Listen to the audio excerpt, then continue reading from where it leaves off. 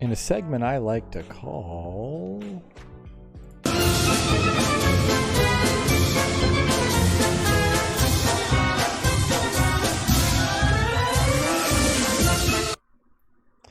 Imperial Archipelago.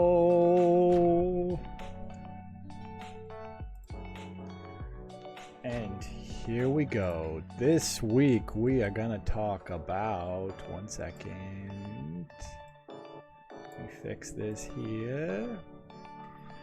GITMO, baby.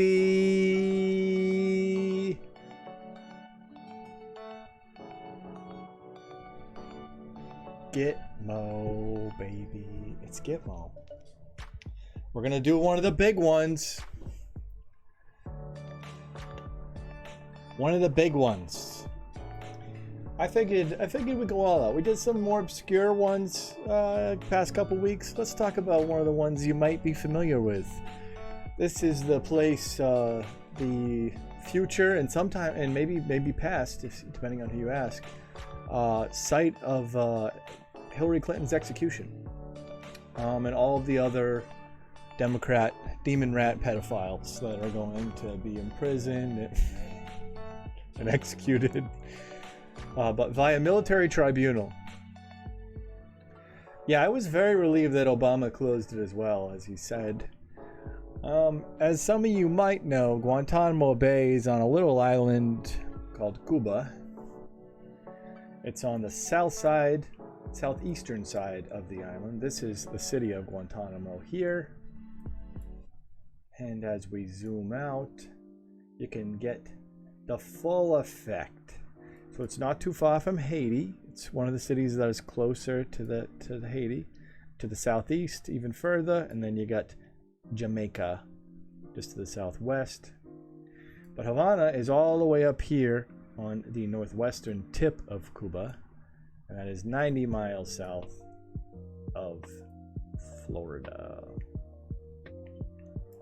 So just some geography to kick it off. I'm terrible at geography, so I like to refresh my geography whenever I can to remind myself where things are. I think my Middle Eastern geography is better than my U.S. even geography.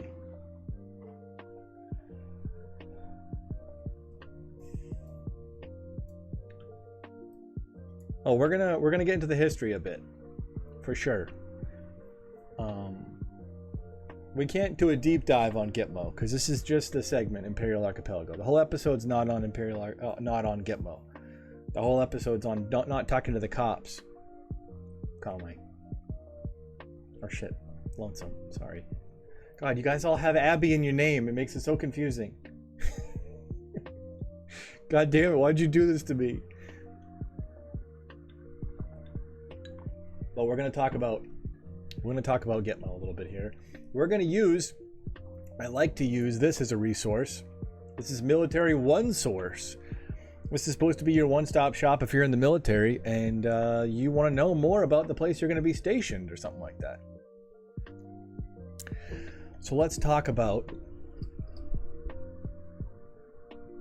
Yeah, I have once again fallen into the Abbey Coalition's trap. You're right, Lonesome. Naval Station Guantanamo Bay is the forward, ready, and irreplaceable U.S. sea power platform in the Caribbean. You forgot one very important thing. GITMO. It's the most irreplaceable U.S. sea power platform in the Caribbean. For more than a century, its presence has given decision makers unique options across a range of military and interagency operations. They admit it. Unique options? Jesus fucking Christ.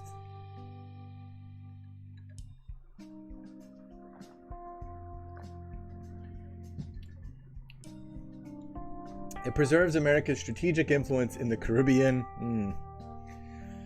by maintaining a deep water U.S. naval station and ensuring effective support across military and interagency. Wow, they're really unique, doing a lot of work. Also, harping on interagency operations. They want you to make sure that you know that the fucking spooks are there too. This is a great place for us to do illegal things right off the coast of America.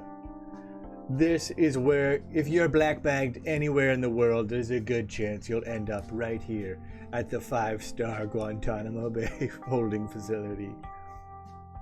Amenities include waterboarding, testicular torture, having you boof an IV bag straight up your bunghole, listening to Barney at full volume, the Barney song at full volume for 72 hours straight. You'll love it.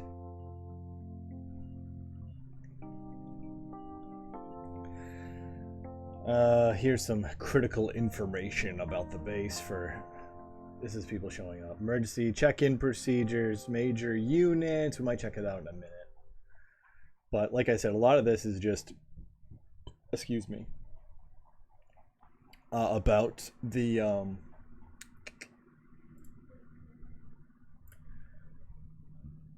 Excuse me, about for people who are going there.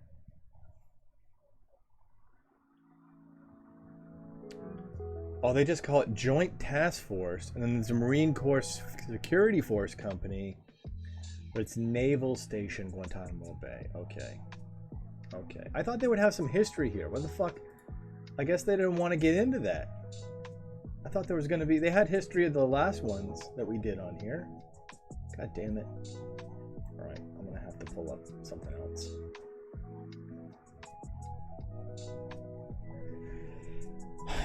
Give me a sec. History of GITMO. I know a little bit about it, but I don't know enough.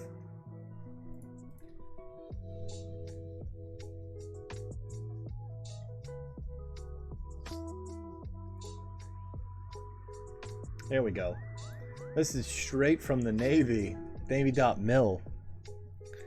Let's see how they, if they sugarcoat this at all.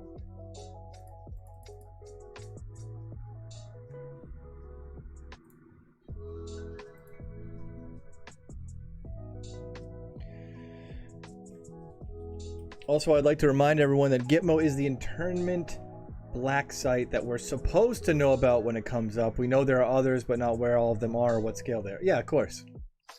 Some of the black sites are literally just like shipping containers, like in fucking Eastern Europe somewhere. Like, you get a black site, you get it declared by fucking Moldova or something. Like, this is now Egyptian territory here in Moldova. So we're gonna have some Egyptian gentlemen come in here and fucking go medieval on your ass in about 30 seconds if you don't tell us what we want to know. And we'll probably have them do it anyways because we won't believe you, and it's fun to us because we're psychotic fucking spooks.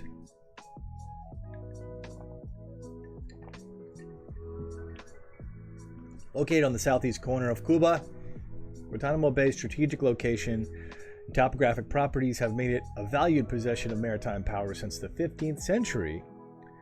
Christopher Columbus landed at the bay on his second voyage to the Americas, and it was later contested by the empires of England, France, and Spain. 1898, the bay was taken by U.S. forces and their Cuban allies for use as a forward operating base in their effort to wrest Spanish control of the island.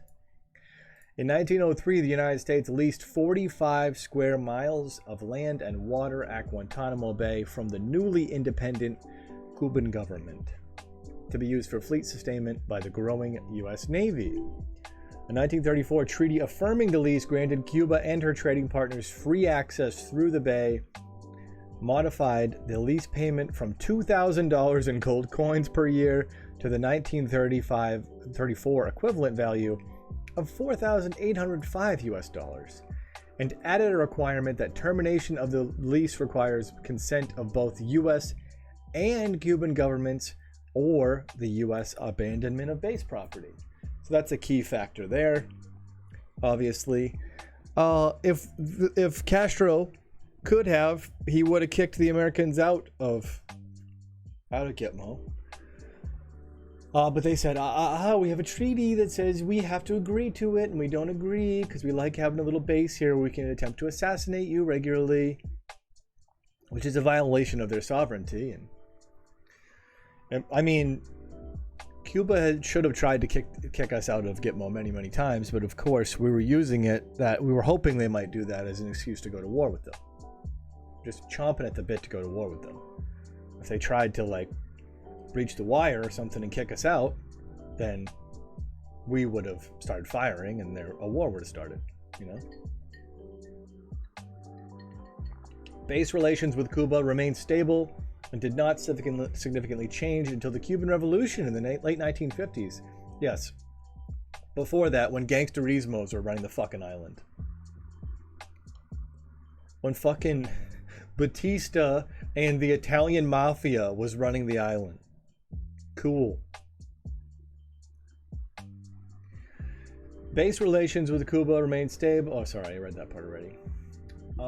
With Cuban relations steadily declining as revolutionary leader Fidel Castro aligned with the Soviet Union. United States severed diplomatic ties with Cuba in 1960. Okay, they're acting like all this happened in a vacuum. Of course it didn't. Fidel slowly aligned himself with the Soviet Union when he came under constant attack by the United States, where we did literal terrorism on the island repeatedly. Killed civilians, bombed them into oblivion, attempted to assassinate Castro. Everything, the Bay of Pigs, all like he turned to the Soviet Union as the United States pushed him further and further away, like literally trying to kill him and the people of the Cuban people. And we were successful. We killed a whole bunch of them. He's a tiny island. Of course he needs protection. We were chomping at the bit to invade and depose Castro and reinstall a gangsterismo dictator, like we did on all the other fucking Caribbean islands.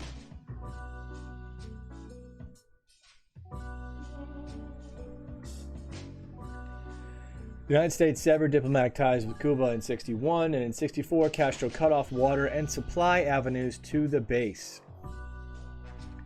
Since then, Naval Station Guantanamo Bay has been self-sufficient with its own power and water sources. Oh my goodness.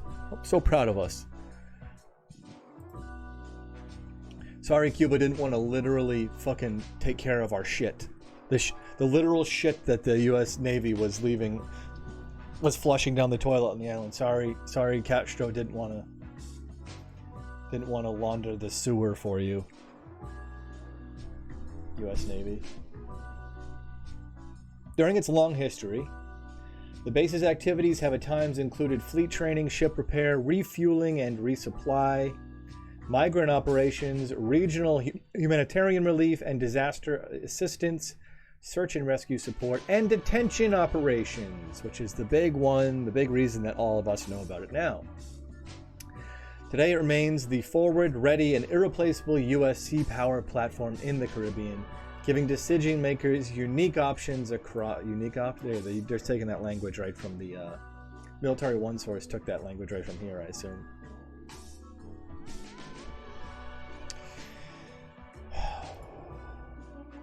Mission and vision. Oh, vision. Naval Station Guantanamo Bay ensures the warfighter's ability to operate forward and attain the highest levels of readiness. Oh my goodness, that's so beautiful. That's so fucking beautiful. I love it.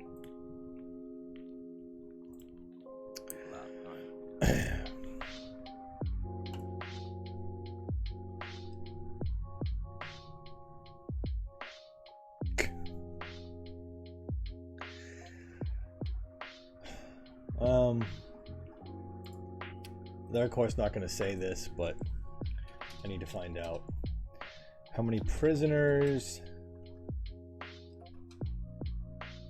are held at Guantanamo Bay still.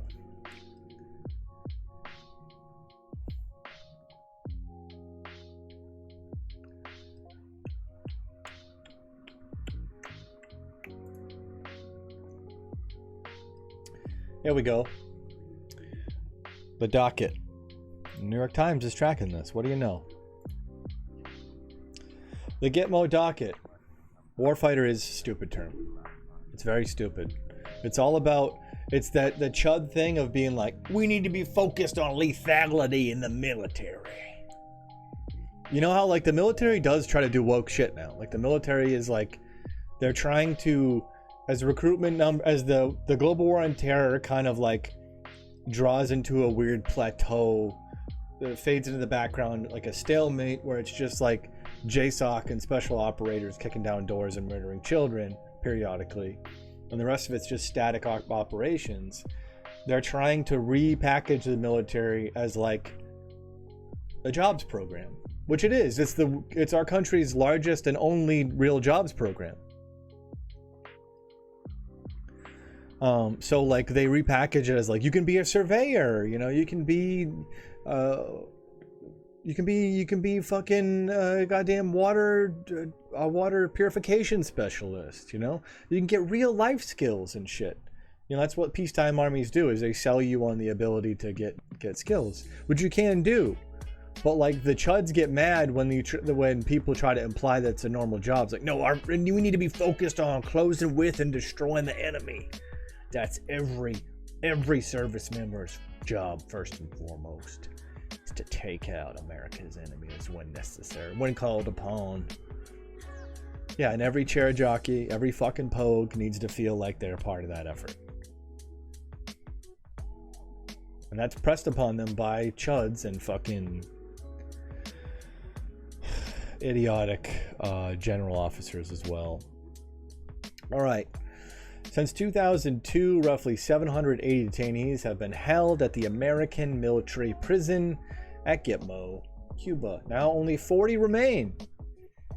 Of those, 12 are being handled by the Military Commission's War Court, 3 are facing proposed charges, 7 are facing active charges, and 2 have been convicted. In addition, 19 detainees are held in an indefinite law of war detention and are neither facing tribunal charges nor recommended for release. Once again, 19 detainees are held in indefinite law of war detention and are facing neither tribunal charges or recommended for release. Just straight chilling.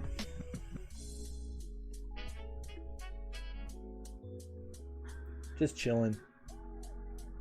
As long as the global war on terror is declared, there's no why would we release them? There's still a war on.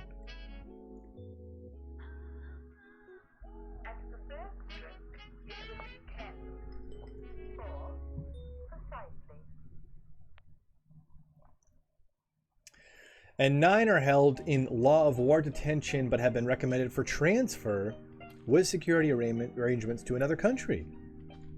Yeah, we literally pay countries to take these guys. And we're like, please keep an eye on them because they're big mad about the waterboarding. If they weren't terrorists before, they're probably going to be now because we fucked them up. All right?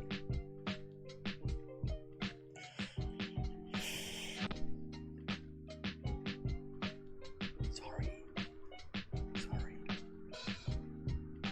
Our bad. Go back to doing what you're doing, man. We didn't mean it. You understand? We was attacked. What other options did we have? Held in law of war detention, but recommended for transfer if security conditions met. We've got 9 different detainees. So these AKAs here, all these guys have war names. So they'll adopt like a nom de guerre, you know? Something to help keep some anonymity around them, but also like as like a cool little, you know, moniker.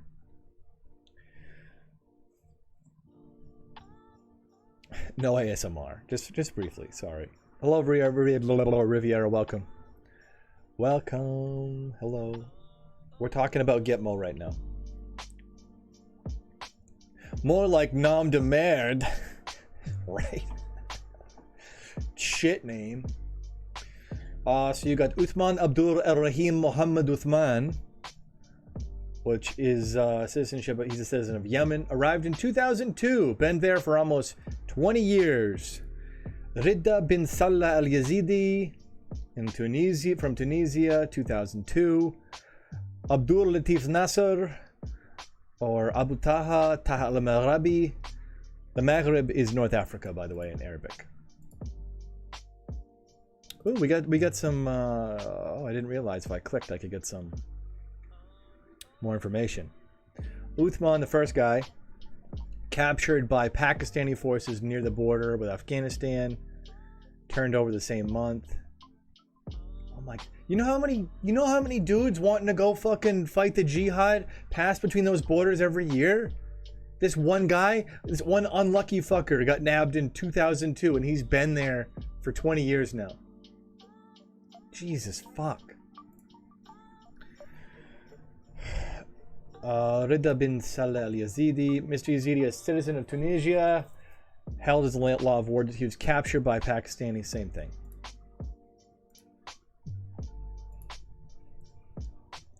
Citizen of Morocco. Northern Alliance captured him in Afghanistan in 2001.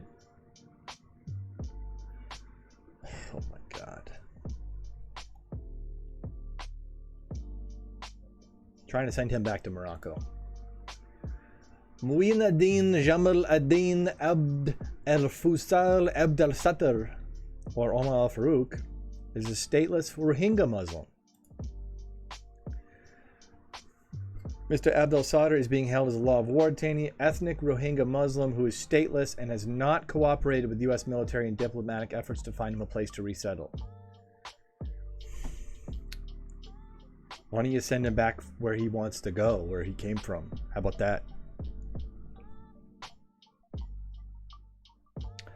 Captured near the border. Same thing. I didn't realize there was any Rohingyas in GITMO. That's news to me. Sufyan Barhoumi, or Ubayyad el-Jazairi. Mr. Barhoumi is an Algerian, captured in Faisalabad, Pakistan, 2002, sent to GITMO 3 months later. Case not pursued. Recommended he be repatriated to the...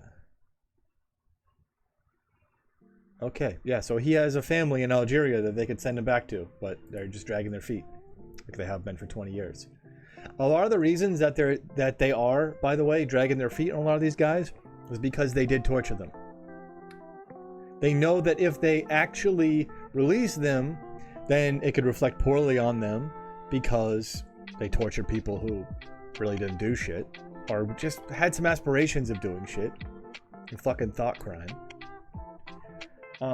Or if they put them on trial, then the details of their torture will come about in the tribunal of the trials. We got another Yemeni here, Mr. Abdullah, captured in Karachi and security services raid in 2002. He's held for a month by the CIA. I wonder what they were doing to him in that month.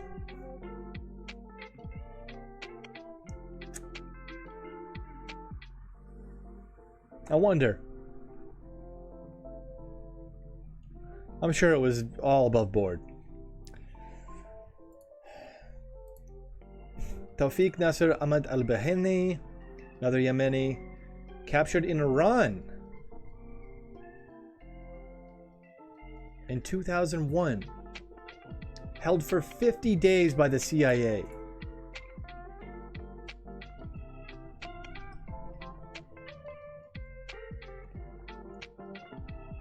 P.S. Ted Cruz, go fuck yourself.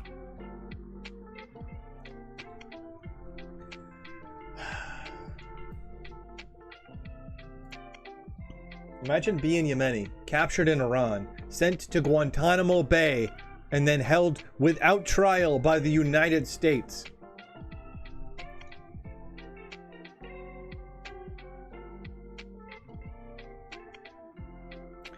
Do you have a bit planned about Obama's rebranding of the hunger strikes?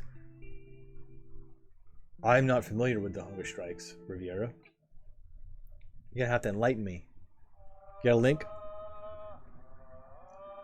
Yeah, I can't believe they said it captured in Iran either. Lonesome. I can't believe they admitted that. That must have come out in trial. When he wrote that writ of habeas corpus, I bet you that came out then. They don't want people to know that they capture people in Iran. The CIA is able to capture people within the borders of Iran. Yeah, they don't want people to know that.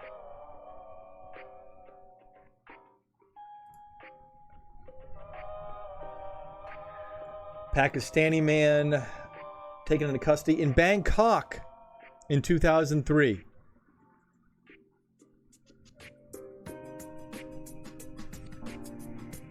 Born in 1947, he's the oldest prisoner at GITMO. This guy could die of old age in GITMO. Been there for almost 20 years.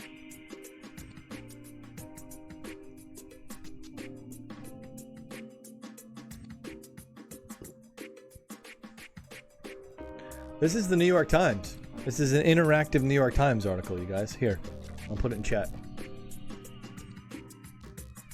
This is their ledger. Oh, I don't know. Do the math. He was born in 1947.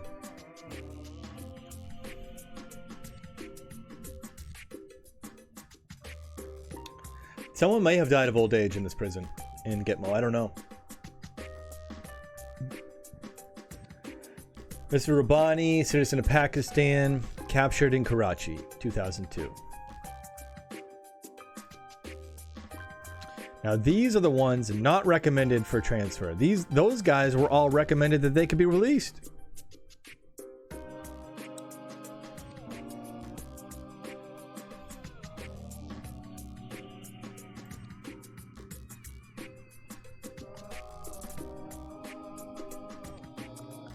Long-term non-religious fasts.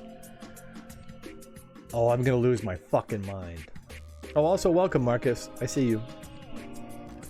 I see you, baby.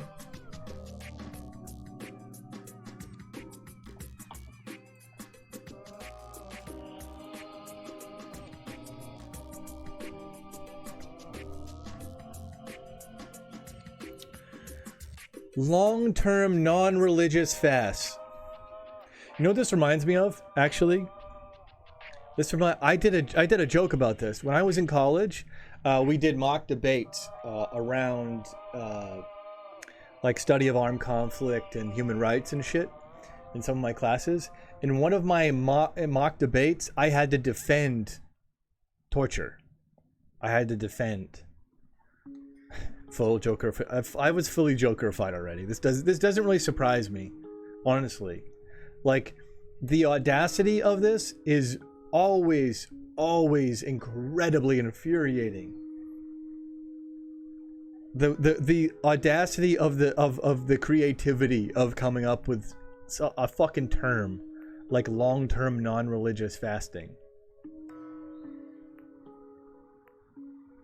Yeah, of course Cuba deserves GITMO back.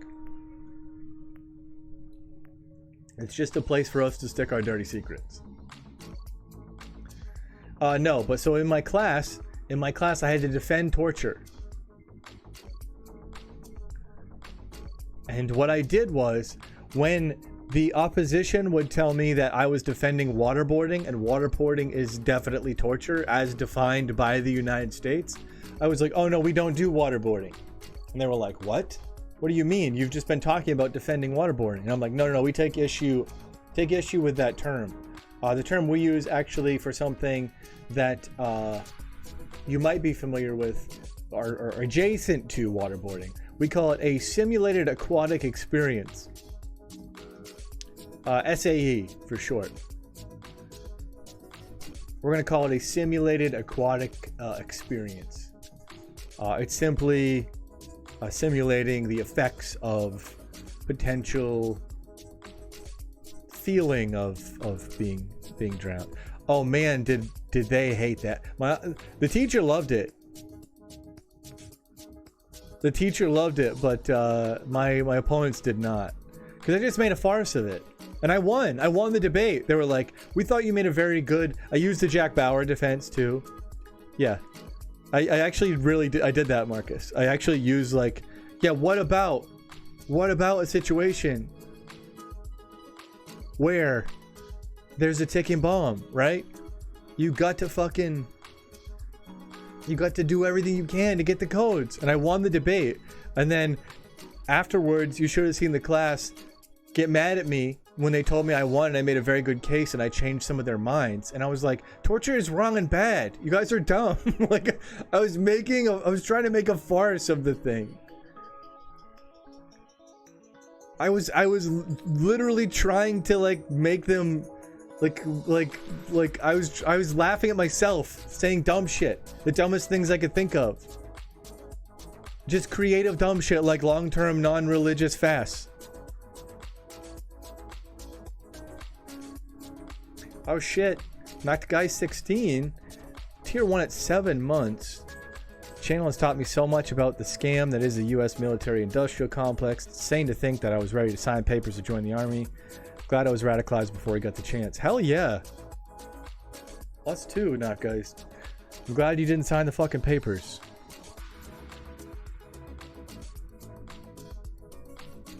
I appreciate your support. I know you're hoping and That praying means a lot. that maybe we'll have another war, but it ain't happening. Yeah, no war but class war, baby. Yeah, that's real awesome. That makes me feel good. If we can get one person not to sign the fucking papers, then I feel good about yelling into this microphone as much as we do. Let's read a little bit of this article, shall we?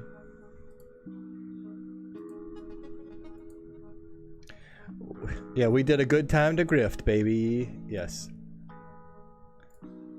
Our grift is paying off. We changed a person's mind. Now we can grift forever. Should I ever be a soldier beneath the red flag? I would fight. Yeah, same. I'm not sure my broken ass has got it in me much anymore, but same. Officials at GITMO detention facility come up with an ingeniously misleading new term to describe hunger strikes: long-term non-religious fasts. The rebranding appears in a 24-page document with equally ingeniously misleading title: Medical Management of Detainees with Weight Loss.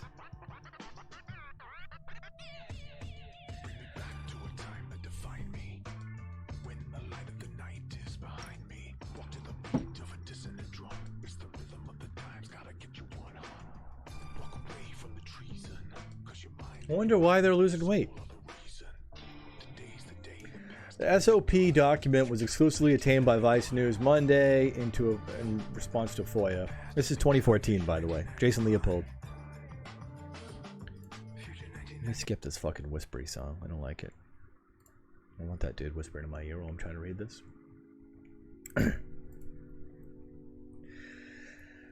Preventing blank is important to maintaining good order and discipline in the detention environment and to protecting detainee health. Procedures outlined in this SOP will be protected from released detainees and other personnel, including the JTF, the Joint Task Force, staff, and visitors without a need to know. The document advises GITMO's JMG, the Joint Medical Group, on how to treat prisoners who engage in hunger strikes, aka long-term non-religious fasts. You know what you could do? Oh, I got it. I got one too. You ready? If you are starving a population, let's say you're doing a siege on like Yemen, like, you know, we have been helping the Saudis do for decades. Why don't we just call it involuntary long-term non-religious fasting? We have instituted a strategy, a policy of mass involuntary long-term non-religious fasting on the Yemeni people.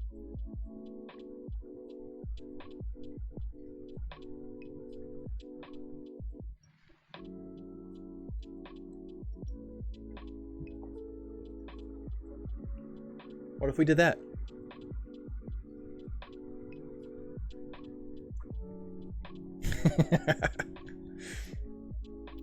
Involuntary long-term non-religious fasting with low-altitude impromptu fireworks displays. Yeah.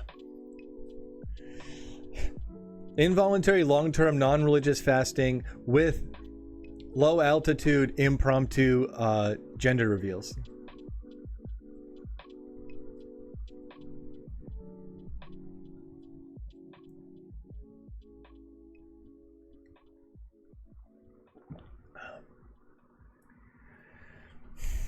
SOP was implemented this past December, which was also when GITMO Public Affairs Officer stopped providing the media with daily statistics on the number of prisoners who were engaged in hunger strikes and being subjected to forced feedings.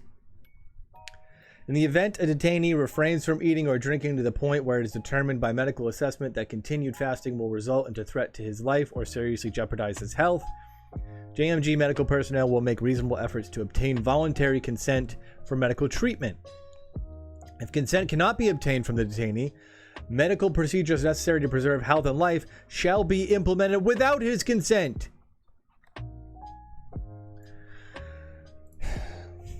Ask him. If he says no, do it anyways.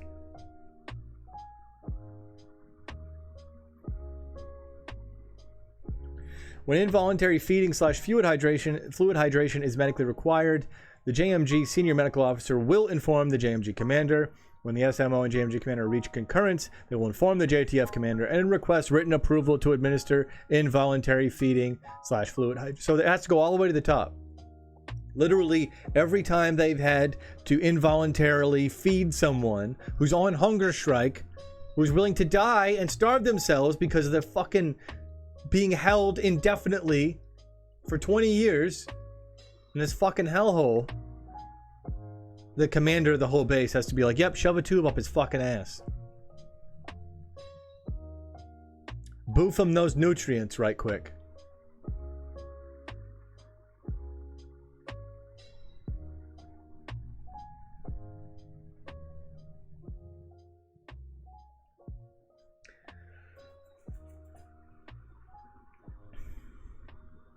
Low altitude gender reveal is a band name. Oh, you bought some Ranger panties, Black Talon? That's dope. You're gonna wear them on streams? Let's go. Tag the Twitter account when you do. We'll throw it up. We'll throw a retweet, quote tweet your way. Let people know. Appreciate your support.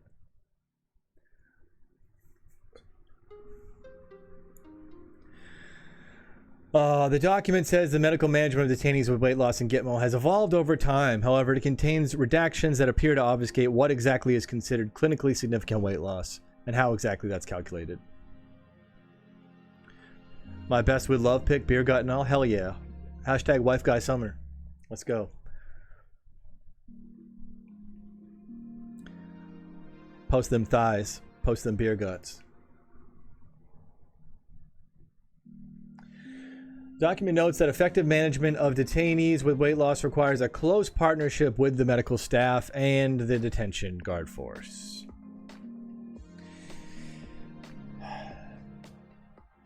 Okay. I'm done reading this. It's fucking pissing me off.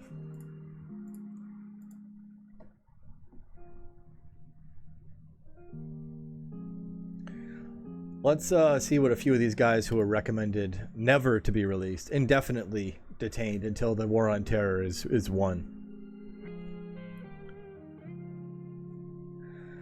Citizen of Yemen was captured in Pakistan on the border. Once again.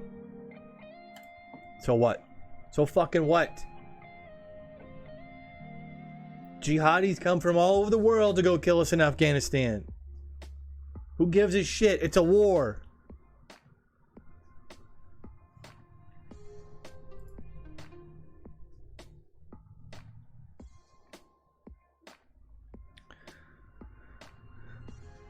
Mr. Qatani, a citizen of Saudi Arabia, he was portrayed as a would-be 20th hijacker.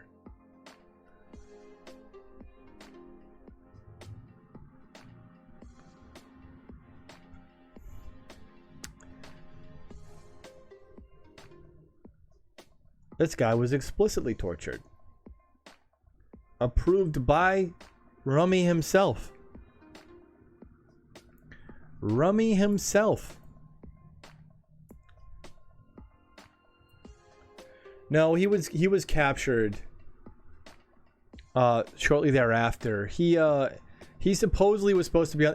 There's not a lot of evidence that he was actually going to be a 20th hijacker.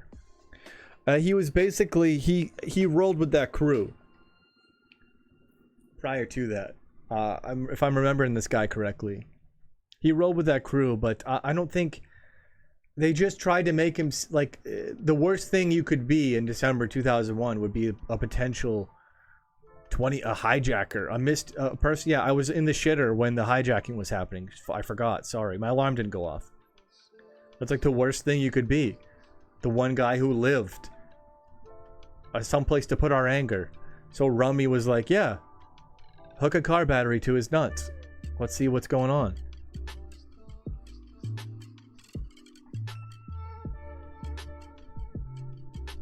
Have they ever changed the definition of victory since mission accomplished? No, not guys. I mean, that was just a banner, right? It didn't mean anything. But I mean, technically, Bush would tell you he was talking about Iraq, too. But of course, we didn't achieve victory in Iraq ever. Then or now.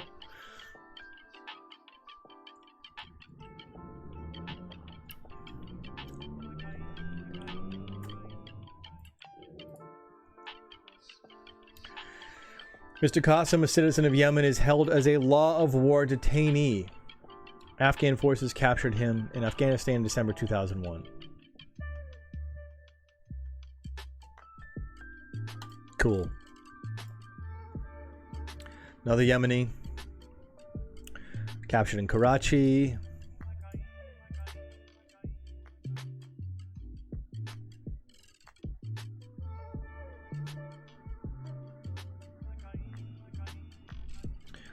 Oh, they got scared because this guy has an engineering degree.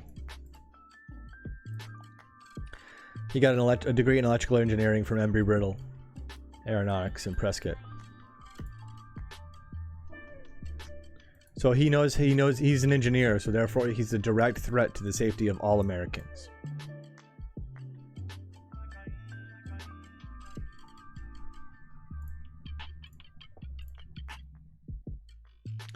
Saeed bin Brahim bin Umran Bakush, Algerian. Mr. Bakush, citizen of Algeria, captured in Faisalabad, Pakistan.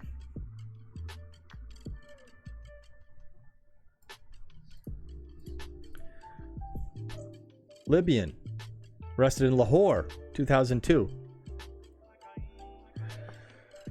Sent to GITMO 3 months later. Another Yemeni. Captured in Georgia. Public of, not state of. Held for 360, at least 360 days by the CIA. A full year by the CIA.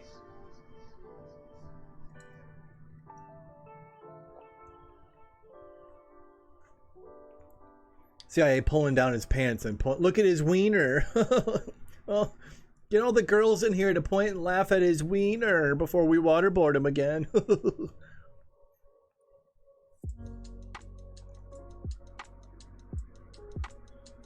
What a weirdo with a penis.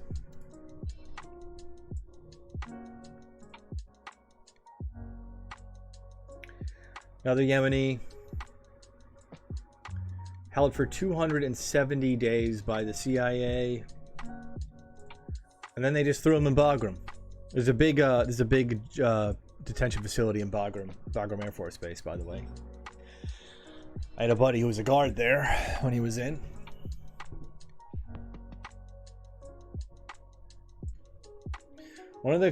He told me a cool story about how when he was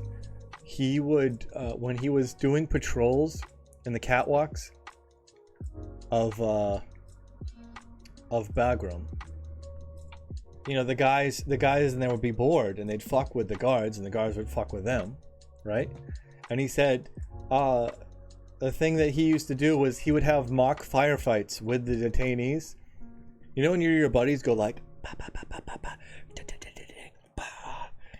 He said that he would like be walking the catwalks over the cells, and he'd see like one of them pop up like behind a bed or something and go, and then he would just like pretend to get hit and like fall down, and like he'd like pretend to throw a grenade back, and like they would pretend to like they would have. I thought that was cute.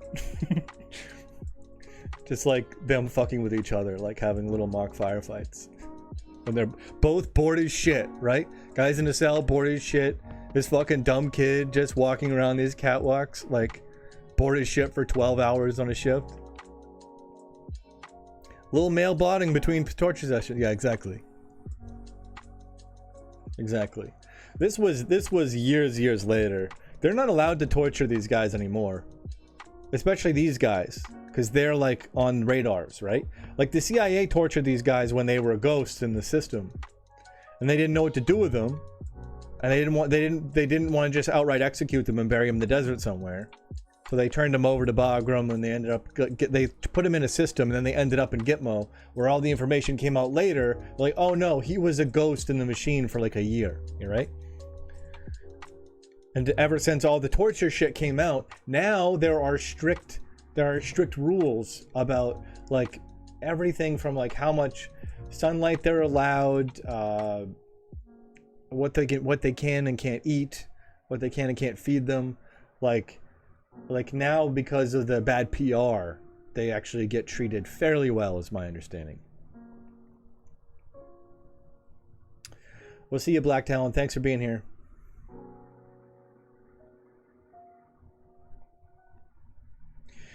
This is so sickening. This is where my tax dollars from working my under $10 an hour job are going. That guy says, yeah, you're right. You should be sickened by it. You're 100% right. This and the $1 trillion F-35 program. All right, I think we did enough of those. You guys. On that note, this has been